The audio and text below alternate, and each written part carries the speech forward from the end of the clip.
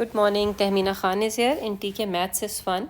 In today's video, we will see the concept of Newton's law of motion in terms of connected particles.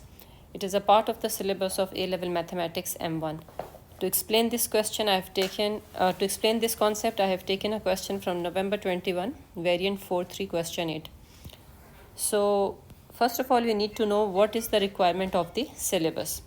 So, in this syllabus, if you see the last point, this 4 point, it is talking about simple problem which may be modeled as a motion of connected particles. So right now we are going to make use of this, and definitely this will be part of it. W is equals to mg. You know it is force, mass times gravity. Weight is force. And applying Newton's law of motion, so we will in the linear motion. So here is the question, right? As you can see, there are 3 particles. One is on the table, the surface is rough, and 2 particles are hanging on the either side of the table. Weight is 4 kg and 6 kg. Now, you need to recall the concept of limiting equilibrium and what is the meaning of coefficient of friction. So let's see what are these, and then we will start solving the question. Okay. So coefficient of friction, which is represented by symbol mu, is actually a measure of the amount of friction existing between two surfaces. Now, if you see the formula, it is represented as mu is equals to F over R, because it is a ratio of frictional force divided by normal force, which is often written as F is equals to mu R. So this is the formula when we are talking about maximum friction. We use this formula, right? Now, limiting equilibrium, what does this mean? You know, when body start moving on the surface and it is experiencing friction, when it is in motion, it experiences a maximum friction, which is equal to mu R.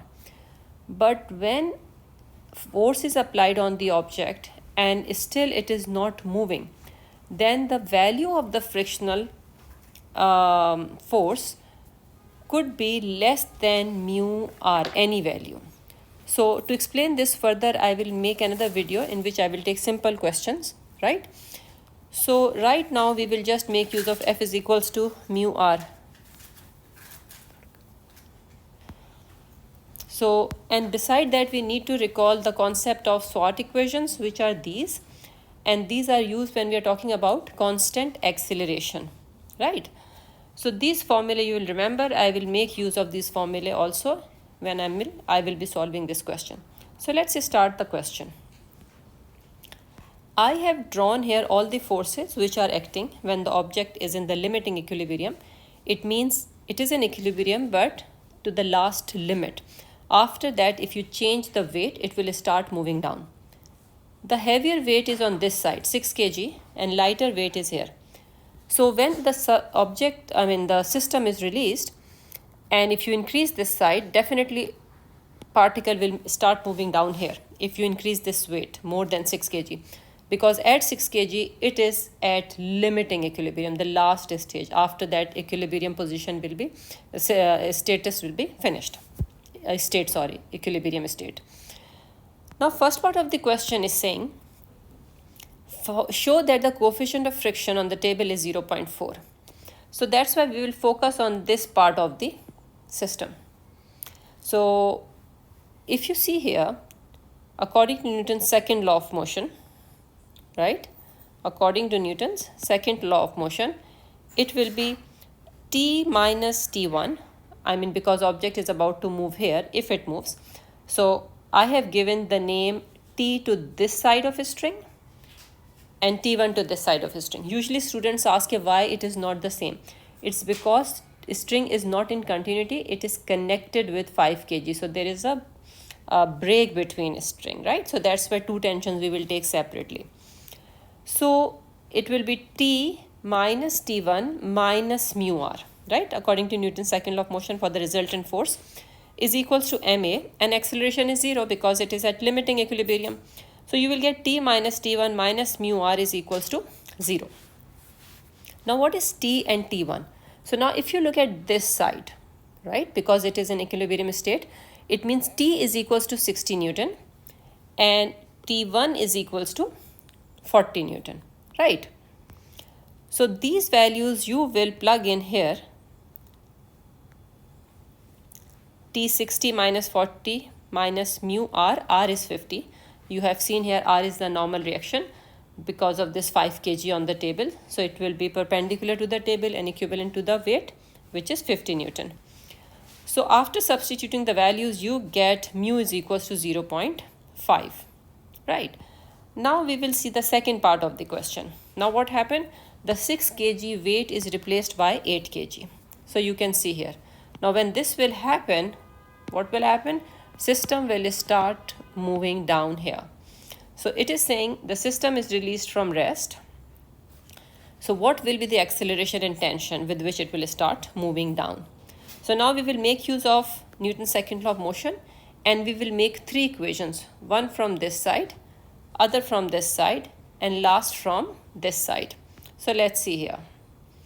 F is equals to ma. So first of all from this side, right? Because it is moving down, so 80 Newton is bigger than T. So I'm writing 80 minus T is equals to 8a, right? I got equation 1. Now let's see second equation.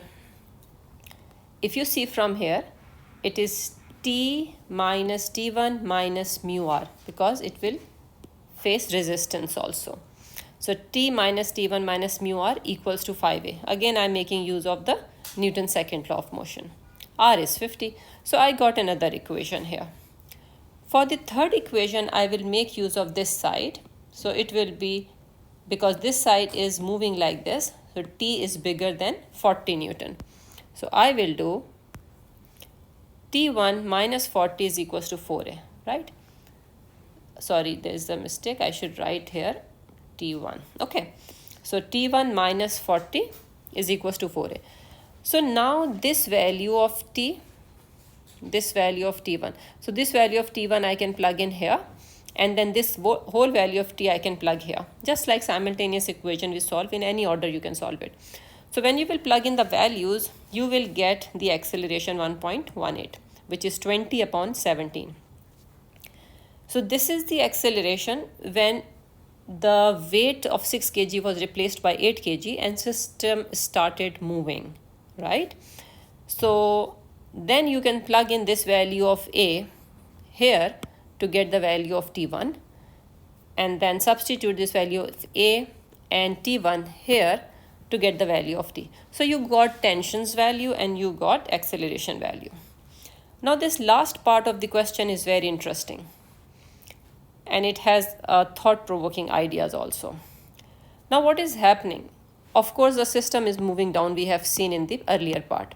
After some time what happened, this 8 kg reached here on the ground and it is told that after that it is not rebounding. So it will stop here. And the other two particles are not reaching to the pulley. This is also informed in the question here, right? So now when this 8 kg particle will reach on the floor, what will happen? This string will get slack. And this, suppose the object was here at this time. Now this will keep moving here, right? But this string is slack. And similarly, this object which is here, this will also start keep moving up, right? Now it will not reach to the pulley here. So what is important thing here is, because we can't use previous acceleration, we can't use previous value of v now. So whatever, velocity. So whatever the velocity was here when this particle reached the ground, now I will take that velocity as an initial velocity here, right? And my final velocity will be 0 because it is told to me that question is stop before reaching to 0. So let me find out this velocity also, okay? So first of all, right, I have written here F is equals to ma, T1 minus 40 is equals to 4a. So I'm making use of this side because object is going up. So T1 minus 40 equals to 4a. I got one equation from here. Second equation I will get from here. Now there is no forward force because the string is slack now, right? So it is 0 because forward force is 0, minus T1 minus mu r. And this is what I have written here. right? So I got these two equations and I will solve them to get the new acceleration. Now, new acceleration I have, but I have to find out this velocity, which will be my initial velocity, which is equivalent to the final velocity when object reach the ground. So now, for that, what will I do? I will make use of equation v square is equals to u square plus 2as. I am using previous acceleration, not this current one. Current one I will use later. Right now, I'm trying to find out this velocity. So I am using the previous, and in that case u was 0 because system was starting from rest, right? So the velocity is 1.176, which is equivalent to 20 upon 17. Okay, so now I have to root 20 upon 17. Okay, so now I will use this velocity as an initial velocity here when string got slack, and my final velocity will be 0, and acceleration I will use this one now, right? So now I will make use of the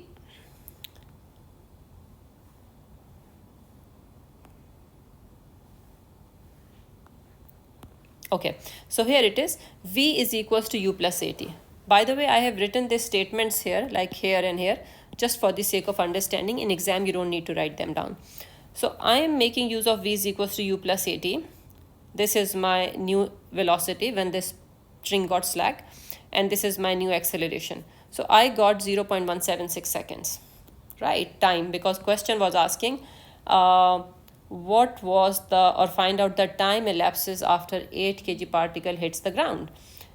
Now what I am doing here, this is I have done to show it to you. If you use the original value, you see I have uses the rounded off values here, but here I am using original value. So the time is 0.163, and this is what is given in the marking scheme. So I would recommend when you are using previous values to get the new values, always use to maximum number of decimal places or use the exact value to get the accurate answer. So thank you very much for watching this video. Please press like and subscribe button and share it with your friend. Take care. You can ask any question in